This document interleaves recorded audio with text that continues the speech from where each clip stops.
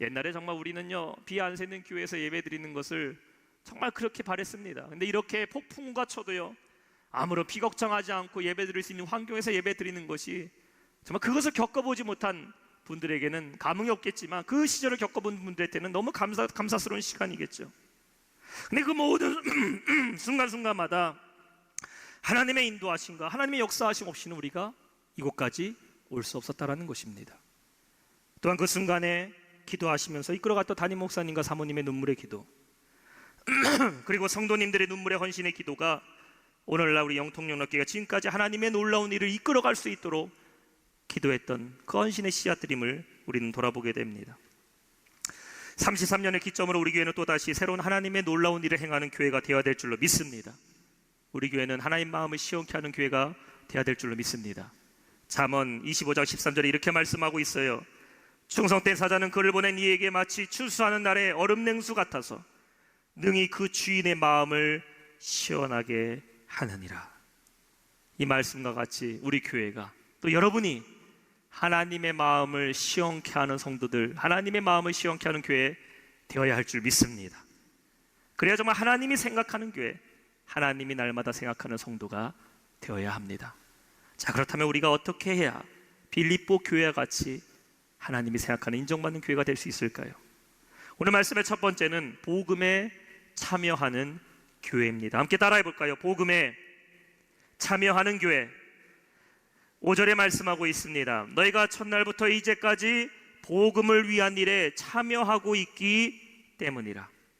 여러분, 교회가 하나님께 기쁨되는 교회가 되기 위해서는 무엇에 가장 열심을 내는 교회가 됩니까? 무엇에 가장 힘을 모아야 되는 교회입니까? 교회가 하나님이 기뻐하는 교회가 되기 위해서는요, 복음에 열심을 내는 교회가 되어야 될 줄 믿습니다. 빌립보 교회의 시작이 이러하였어요. 사도행전 16장에 보면 사도 바울이 2차 전도 여행을 떠나게 됩니다. 사도 바울이 원래 전도를 가고자 하는 2차 여행의 계획에는 아시아로 가고자 했습니다.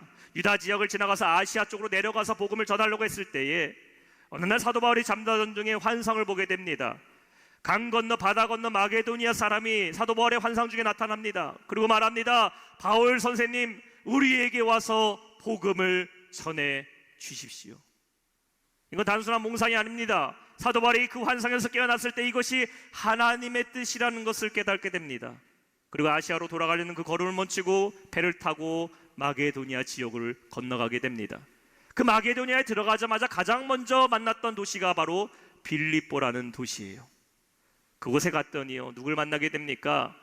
자색 옷감을 팔고 있었던 루디아라는 여인을 만나서 복음을 전하게 됩니다. 아니, 환상 중에 마게도니아에 복음을 전하러 달라고 사람들이 환상을 봤으니 사도 바울의 입장에서 보면은 하나님이 나로 하여금 마게도니아로 가면은 거는 이미 준비된 영혼들이 있고 복음을 받아들이는, 마음껏 복음을 전할 수 있는 기회가 열릴 거라 생각했지만 그렇지 않았습니다. 귀신 들린 여인을 고쳐주니까 그 여인을 주인으로 있었던, 그래서 이 여인을 통해 점을 쳐서 돈을 벌었던 사람들이 사도 바울과 실라를 고발하게 됩니다. 그래서 빌립보 감옥에 그들은 갇히게 돼요. 매를 맞습니다.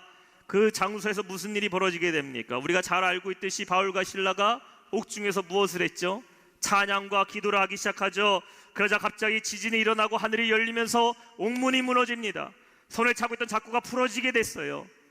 그러자 그 감옥을 지키던 간수가 목숨을 스스로 끊고자 했을 때 사도 바울이 말합니다. 죽지 마시오. 우리가 여기 있어. 우리가 여기 있어. 도망가지 않았어. 그리고 간수와 그 가족들에게 바울이 복음을 전하게 됩니다. 일련의 모든 사건들이 다 빌립보에서 일어난 사건들이에요. 그리고 빌립보 교회가 세워집니다. 빌립보 교회의 창립 멤버가 누구였겠습니까? 자주장사 루디아, 귀신 들렸던 여인, 그리고 감옥 안에서 구원받은 이 간수의 가족들이었다라는 것이죠. 자, 그들이 모여서 교회가 이루어집니다. 말씀을 모이기 시작하고 예배하기 시작합니다. 그래서 그들이 가장 먼저 한 것이 무엇일까요? 우리가 모였으니까 어디 좋은 건물 줘서 예배하기 시작하자, 우리가 모였으니까 함께 교제하기 시작하자, 아닙니다. 그들이 모여서 가장 먼저 했던 것이 바로 복음을 전하는 것에 힘썼다라는 것이에요. 그것이 바로 그들의 첫 사역이었고 첫날이었다라는 것입니다. 5절에 보니까 너희가 첫날부터 the first day, the first mission, 그들의 첫날, 그들의 첫 사역은 복음에 참여하는 것이었다는 것이에요. 빌립보 교회의 관심은 부흥이 아니었습니다. 어떻게 하면 우리가 하나님의 복음을 전하는 것에 참여할 수 있을까? 어떻게 하면 내가 받은 은혜, 귀신 들린 여인이 그 귀신에서 고침받고 보잘것없고 사람들에게 무시당했던 자들이 그리스도의 복음으로 말미암아 살게 됐는데, 어떻게 하면 내가 받은 이 복음을 참여하면서 전할 수 있을까? 첫날에 그들의 고민은 바로 복음에 대한 고민이었다는 것이에요. 어떻게 하면 복음을 전하는 사도 바울과 함께 동역할 수 있을까? 이것이 교회의 목적이고 교회의 사명이었다는 겁니다. 그렇게 복음을 위해서 열심히 힘썼더니 하나님께서 놀랍게 빌립보 교회를 성장시키시고 부흥시켰어요. 오직 그들의 삶의 목적은 뭡니까? 복음을 전하는 일에 참여하기 위해서 그들은 기도하며 힘쓰고 애쓰고 물질로 복음에 참여했다라는 것입니다. 복음에 참여하는 빌립보 성도들이 넉넉한 삶 살았습니까? 내가 할 거를 다 누리고 여유가 있는 사람들이었습니까? 아니더라고요. 사도 바울은 고린도 후서 8장 1절부터 3절의 빌립보 교회 상황에 대해서 이렇게 말씀하고 있어요. 형제들아, 하나님께서 마게도냐 교회들에게 주신 은혜를 우리가 너에게 알리노니, 이 마게도냐 교회는 빌립보 교회 성도들 말합니다. 환난의 많은 시련 가운데서 그들의 넘치는 기쁨과 극심한 가난이 그들의 풍성한 연보를 넘치도록 하게 하였느니라. 내가 증언하노니 그들은 힘대로 할 뿐 아니라 힘에 지니도록 자원하였다라고 말하고 있어요. 빌립보 교회 성도들은 외적으로는 로마의 핍박이 있었습니다. 외적으로는 로마의 핍박, 내적으로는 경제적 어려움이 있었어요. 이건 맞물려 옵니다. 로마가 그리스도인들을 박해하고 로마가 그리스도인들을 핍박하는 것은 경제적 권한을 다 빼앗아가는 겁니다. 상권을 빼앗아가 버려요. 차별을 해버립니다. 그러니 자연적으로 그들 안에는 뭐가 찾아옵니까? 경제적인 어려움도 찾아왔다라는 것이죠. 외적인 핍박과 내적인 핍박이 함께 찾아왔을 때에, 그럼에도 불구하고 그들은 어떻게 합니까? 힘을 다하여 복음을 전하는 일에 자원하며 섬겼다라는 것입니다. 이것이 그들에게는 무엇이었다고요? 기쁨이었다라고 성경은 증언하고 있어요. 넘치는 기쁨으로 복음에 참여했다라는 것이에요. 어떻게 그들이 기쁨으로 복음을 전하는 일에 참여할 수 있습니까? 그들 안에는 확실한 믿음과 살아있는 복음의 체험이 있었다라는 것입니다. 사랑하는 성도 여러분, 여러분의 삶의 기쁨은 어디 있습니까? 내가 신앙생활을 하는 목적이 무엇입니까? 내가 예수 그리스도로 이 땅 가운데 살아갈 때에 과연 우리의 삶의 목적이 뭐고 신앙과 성도의 목적이 무엇입니까? 우리는 복음을 참여하는 일에 함께 동참하는 성도를 되어야 될 줄로 믿습니다. 이것이 교회의 사명이고 성도의 사명이라는 것이에요. 우리의 기쁨은 복음에 참여할 때에 비로소 이루어진다라는 겁니다. 주님께서 우리에게 맡겨진 사명이 뭡니까? 마태복음 28장 19절에 The Great Commission, 지상 최대 명령 나오지 않습니까? 19절 20절에 그러면 너희는 가서 모든 민족을 제자로 삼아 아버지와 아들과 성령의 이름으로 침례를 주고 내가 내게 분부한 모든 것을 가르쳐 지키게 하라. 볼지어다 내가 세상 끝날까지 너희와 항상 함께 있으리라. 주님 이 말씀하시고 승천하셨어요. 남겨진 우리에게 전하신 주님의 마지막 메시지입니다. 성도의 사명은 복음을 전하는 곳에 있어요. 주의 복음을 전하는 것에 동참하는 데에 있습니다. 빌립보 교회 성도들은 극심한 가난 중에서도 풍성한 연보를 넘치게 했다라고 성경은 말합니다. 이 말이 이상하지 않습니까? 극심한 가난 중에서도 풍성한 연보를 한다. 이거 고쳐야 됩니다. 극심한 가난 중에서는 가난한 연보를 했다, 궁핍한 연보를 했다라는 것이 우리의 이론으로 맞습니다. 그러나 극심한 가난 중에서도 풍성한 연보를 했다는 것이 무엇입니까? 어려운 삶 가운데서도 그들이 하나님을 위한 헌신에는요 어렵지 않았다라는 것이요. 이 말은 눈에 보이는 물질만을 말하는 것이 아닙니다. 그들의 삶에는 하나님이 주권이셨고 복음이 자신의 삶의 전부였기 때문에 어려운 삶 가운데서 하나님께 드림에 있어서 인색하지 않았다라는 것이에요. 왜냐하면 이것은 복음을 위한 것이기 때문에. 물질의 주권이 내 손에 있다고 믿는 사람은 하나님이 그 손을 떼십니다. 내가 물질의 주인이기 때문이죠.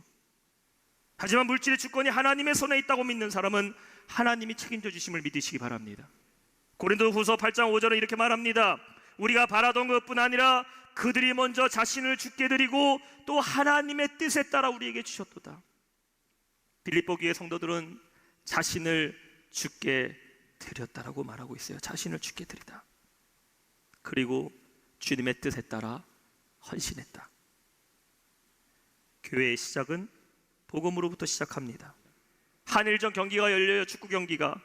관중석에서, 아니 TV에서 축구 경기를 보는 것보다 더 감동적인 것은요, 진짜 월드컵 경기장 가서 그 한일전 경기를 내가 함께 응원하면 훨씬 더 감동이 100배 더 합니다. 아무리 큰 TV 앞에서 이런 전광판 같은 TV 앞에서 내가 축구를 보는 것보다 현장에 가면 더 감동이 크죠.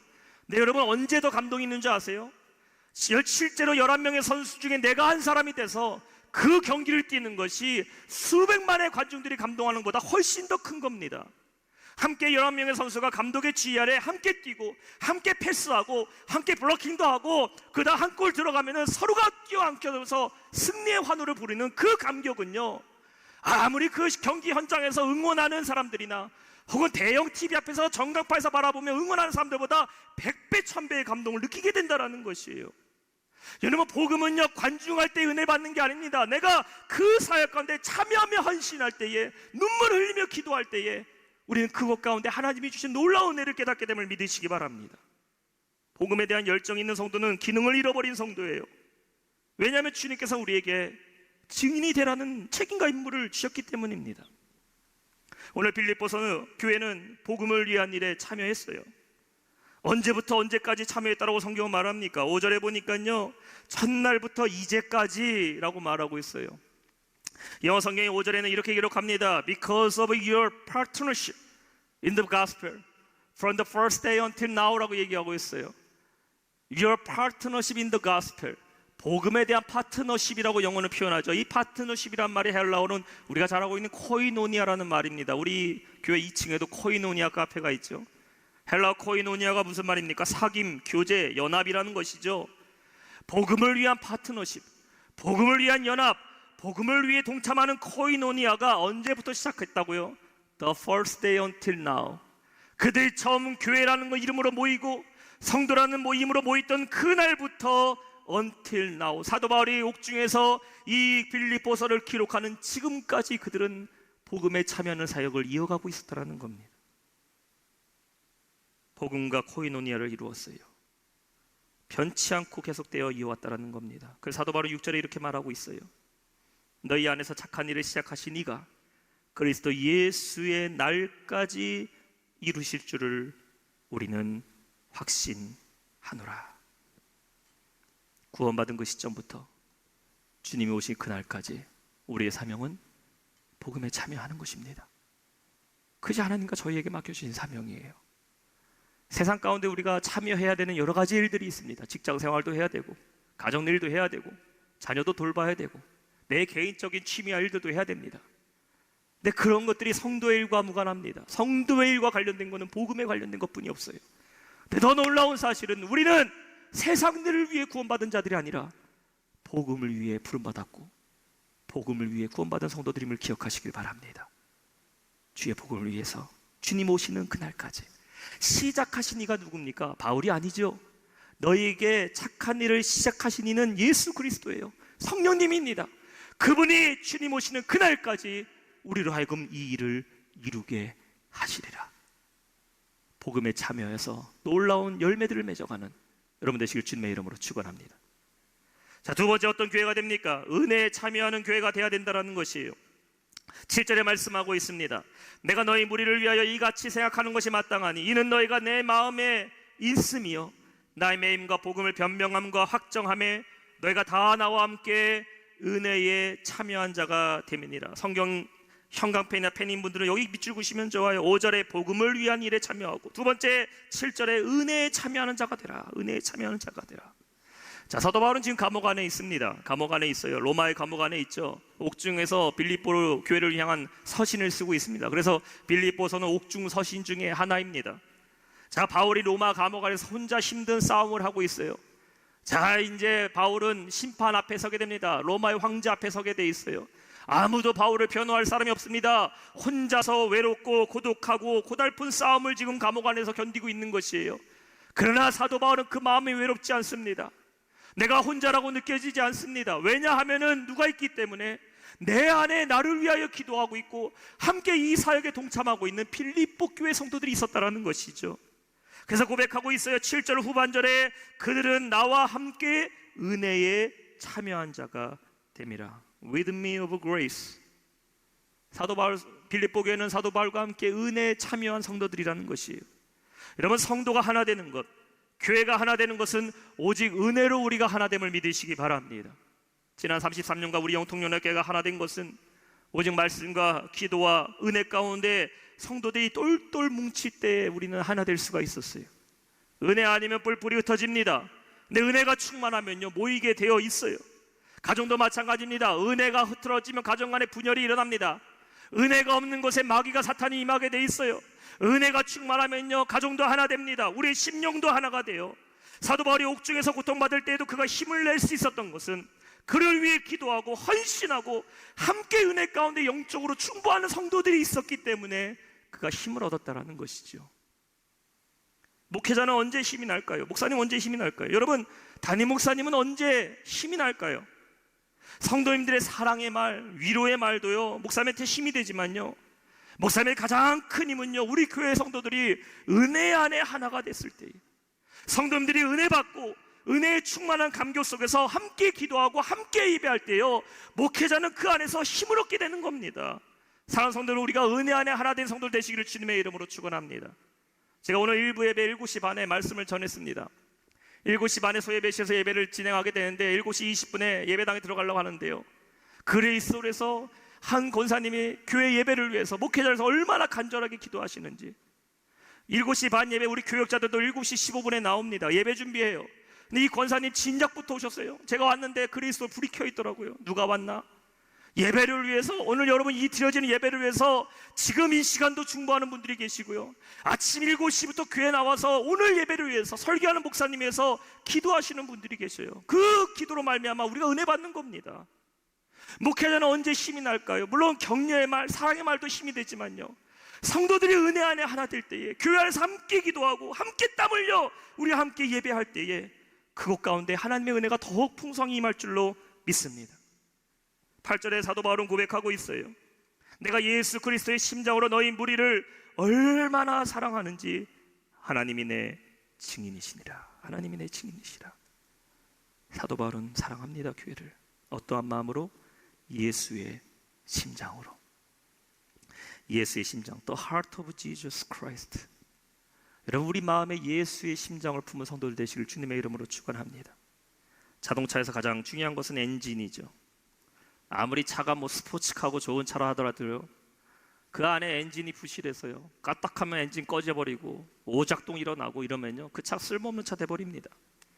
엔진이 크기에 따라서 그 차의 구동력도 세지는 거예요. 2기통짜리 차, 4기통짜리 차, 8기통짜리 차. 미국의 그 대륙을요, 큰 트레일러를 싣고 움직이는 트럭들은요, 12기통에서 20기통짜리 트럭들도 있어요. 그 안에 심장을 무엇을 품고 있는가요? 박지성 선수 보세요. 심장이 튼튼하니까요, 종횡무진 전후반을 뛰어도요, 지치지 않는 겁니다. 하나님 안에 우리에게 주신 그리스도의 심장이 있다는 거예요. 사도 바울에는 그 심장이 있었어요. 인간의 육신은 약합니다. 의지도 연약해요. 우리의 힘으로는 한계가 있습니다. 그러나 예수의 심장이 그 안에 있는 사람, 우리는 주의 사명 넉넉히 감당할 줄 믿으시기 바랍니다. 그래서 우리가 이렇게 찬양하지 않습니까? 세상 모든 민족이 구원을 얻기까지 쉬지 않으시는 하나님, 주의 심장 가지고 우리 이제 일어나 주 따르게 하소서. 세상 모든 육체가 주의 영광 보도록 우리를 부르시는 하나님, 주의 손과 발 떼어 세상을 치유하며 주 섬기게 하소서. 예수님의 심장 가진 성도 제한 없습니다. 능치 못할 게 없어요. 여러분, 주님 안에 능치 못함이 없는 것은 그리스도의 심장이 그 안에 뛰고 있는 사람이에요. 예수의 심장 가진 자는 복음에 대한 열정이 있어요. 은혜에 대한 열정이 있습니다. 품을 수 있는 사랑이 그 안에 있어요. 잃어버린 영혼 한 영혼을 향한 그리스도의 애타는 마음이 그 안에서 유동치고 있는 겁니다. 우리는 예수의 심장으로 은혜로 하나 되는 여러분 되시기를 주님의 이름으로 축원합니다. 빌립보 교회 안에는 여러 가지 핍박이 있었습니다. 현대를 살아가는 여러분의 삶에도 핍박이 왜 없겠습니까? 외부적인 핍박이 있죠. 코로나19로 인한 경제적 침체도 있고요, 두려움도 있고요, 여러분 내부적인 핍박도 있을 겁니다. 가정의 어려움과 개인적인 연약함과 그런 여러 가지 핍박들이 있습니다. 현실의 문제를 바라보면 우리의 심장은 쪼그라들 수밖에 없어요. 감당할 수 있는 힘이 도저히 없습니다. 그러나 내가 주 앞에 예수의 심장을 품고, 하나님 은혜 안에 내가 하나 되게 해주시고 성령으로 충만케 해주셔서 주님의 복음의 삶에게 참여하게 달라고 기도하러 나가는 성도, 주님의 강한 심장이 내 안에 이식되어서 그 능력으로 세상을 넉넉히 이길 줄 믿습니다. 우리는 그리스도의 심장 가지고 한 마음 한 사명 한 비전 갖고 주님의 기쁨 되는 교회 될 줄 믿습니다. 마지막 세 번째입니다. 의의 열매가 가득한 교회예요. 19절부터 11절까지 말씀입니다. 본문을 읽다 보면요, 오늘 본문은 두 가지로 나눠지는 것을 보게 됩니다. 3절부터 8절까지는 지금까지 빌립보 교회가 했던 좋은 일들에 대해서 사도 바울이 감사하고 있다면은, 이제 9절부터 11절까지는 이 빌립보 교회가 앞으로 어떻게 나아가야 할지에 대한 사도 바울의 기도가 이 안에 담겨져 있습니다. 9절에 이렇게 말씀하고 있어요. 내가 기도하노라 너희의 사랑을 지식과 모든 총명으로 점점 더 풍성하게 하사. 10절에 너희로 지극히 선한 것을 분별하며 또 진실하여 허물이 없이 그리스도의 날까지 이루고 그리하여 예수 그리스도로 말미암아 의의 열매가 가득하여 하나님께 영광과 찬송이 되기를 원하노라. 어떠한 열매를 맺어야 됩니까? 의의 열매를 맺으라고 말하고 있어요. 복음에 참여하는 것도 좋습니다. 필요합니다. 은혜로 하나 되는 것도 중요합니다. 은혜에 참여하는 것도 중요해요. 근데 복음에 참여하고 은혜에 참여하는 것은 끝나버리면 안 돼요. 언제까지 해야 됩니까? 여러분, 우리는 열매를 맺을 때까지 인내하며 사명 감당하시길 축원합니다. 열매를 봐야 됩니다. 성경적인 논리는 뭡니까? 뿌린 자는 거둘 때의 기쁨으로 단을 거둔다고 말씀하셨어요. 여러분, 우리가 열심히 심으면 하나님 우리에게 반드시 열매를 맺게 하심을 믿으시기 바랍니다. 성도는 그 열매를 봐야 돼요. 열매가 맺어질 때까지 우리의 싹을 잘라버리면 안 된다는 겁니다. 의의 열매를 맺으라. 의의 열매를 맺으라. 우리가 이렇게 열심히 참여할 때 교회는 무엇으로 풍성해지는 겁니까? 첫 번째, 사랑의 열매로 풍성해진다고 말씀하고 있어요. 9절에 보니까요, 내가 기도하노라 너의 사랑의 지식을 모든 총명으로 점점 더 풍성하게 하사. 풍성하게 하사. 여러분, 사랑은요, 머리로 할까요? 가슴으로 할까요? 사랑은 머리로 할까요? 가슴으로 할까요? 대부분 사랑은요, 가슴으로 한다고 말씀합니다. 네, 여러분 한번 가만 보세요. 사랑은요, 가슴만으로는 할 수 없겠더라고요. 머리가 필요합니다. 이 남편들은요, 아내들에게 선물 살 때가 참 이 고민입니다. 그렇지 않으세요? 이 결혼기념일도 1, 2년이어야지 매년마다 결혼기념이 오고요, 결혼기념일 지나면 뭡니까? 생일 옵니다. 앞에 왔다가 뒤에 갔다 좀 와요. 그러다 또 크리스마스 오죠. 2월 달은요 발렌타인데이 옵니다. 벌써 남편분들 얼굴이 일그러지기 시작하셨어요. 왜 그렇게 기념일이 많은지. 아내한테 뭘 선물할까 저도 상당히 고민이에요. 근데 이제 아내들이 원하는 건 뭘까요? 우리 아내분들 입장에서 선물 뭐 받았으면 좋겠어요? 뭐니 해도 머니가 최고입니다. 근데 이거 모르는 남편들이요, 생일이고 기념일이면 뭐라고 얘기하죠? 야, 우리 맛있는 거 먹으러 가자고. 맛있는 거, 그 맛있는 거 거한 데 가서 뭐 좋은 음식, 뭐 갈비 먹고 스테이크 먹고요, 아무런 선물 준비하지 않고 옵니다. 그럼 아내가 생일인데 맛있는 거 먹으면 됐다고. 아내들이 원하는 건요, 맛있는 게 아니에요. 맛있는 거 사 먹을 수 있는 돈을 원합니다. 그렇지 않습니까? 사랑도요, 가슴으로만 하는 게 아니더라고요. 사랑은요, 생각해야 돼요. 내가 원하는 사랑하는 것이 아니라 상대방이 원하는 게 무엇인지 알아야 됩니다. 연구도 해야 되고요, 지혜도 필요해요. 그 사람의 마음도 읽을 줄 알아야 됩니다. 분위기도 파악할 줄 알아야 돼요. 똑같은 말을 하더라도 그 사람의 마음을 움직일 수 있는 말을 하려고 노력해야 돼요. 성경은 말하고 있어요. 사랑을 어떻게 하라? 사랑을요, 지식과 총명을 더할 때 풍성해진다는 것이에요. 무엇이 주님을 위하는 일인지, 무엇이 주님을 기쁘시게 하는 건지, 내가 하나님의 자녀인데 무엇이 주님의 사랑을 보여주는 것인지, 내가 교회를 사랑한다고 얘기했을 때에 무엇이 교회를 사랑하는 것인지, 무엇이 목회자를 사랑하는 성도의 마음인지, 말 그대로 말하지 않아도 알아요. 지식과 총명으로 사랑의 열매를 맺는 우리 교회 될 줄 믿습니다. 두 번째, 선한 것을 분별하는 지혜가 풍성해야 돼요. 우리 10절에 말씀하고 있어요. 지극히 선한 것을 분별하여 또 진실하여 허물 없이 그리스도의 날까지 이르라. 성도의 믿음을 넘어뜨리는 것은 분별력을 잃어버릴 때입니다. 아무리 신앙의 공든탑을 쌓아놔도 한순간에 무너져버리는 것은 분별력을 잃어버릴 때 그렇게 돼요. 세상은 점점 더 악해지는데 참 놀라운 것은 죄악은 점점 더 선한 모습을 갖추고 있다는 겁니다. 세상이 악해지면 죄악도 점점 더 악한 모습을 가져야 되는데 어쩌면 그렇게 선한 모습으로 감투를 쓰는지, 오늘날에는 무엇이 선한 건지 무엇이 악한 건지를 구별하지 못하는 그런 시대를 살아가고 있어요. 우리에게 가장 필요한 게 무엇입니까? 여러분, 분별할 수 있는 지혜가 필요함을 믿으시기 바랍니다. 그리스도인들은 선한 것을 선택하는 것이 아니라, 좋은 것을 선택하는 것이 아니라 선한 것을 선택하는 사람들이 되어야 됩니다. 사람 좋은 게 아니라 사람이 하나님 앞에 선한 사람인지를 분별하는 여러분 되시기를 축원합니다. 옳은 것을 선택하는 것이 아니라 하나님이 보실 때 선한 것이 무엇인지를 분별하시길 바랍니다. 다수가 원하는 것이 좋은 것이라고 선택하는 것이 아니라 하나님이 선택하신 선한 것이 무엇인지를 분별하는 여러분 되시기를 주님의 이름으로 축원합니다. 악한 마귀는 비슷한 것으로 우리를 유혹하지만 하나님이 주시는 지혜로 말미암아 지극히 선한 것을 분별하고 진실하여 허물 없이 그리스도의 날까지 의의 열매를 가득 채워가시는 여러분의 사역 가운데, 여러분의 사명 가운데, 여러분의 가정 가운데, 우리 교회 안에 의의 열매로 충만하여서 하나님께 영광 돌리는 성도, 하나님께 영광 돌리는 교회가 될 줄 주님의 이름으로 축원합니다.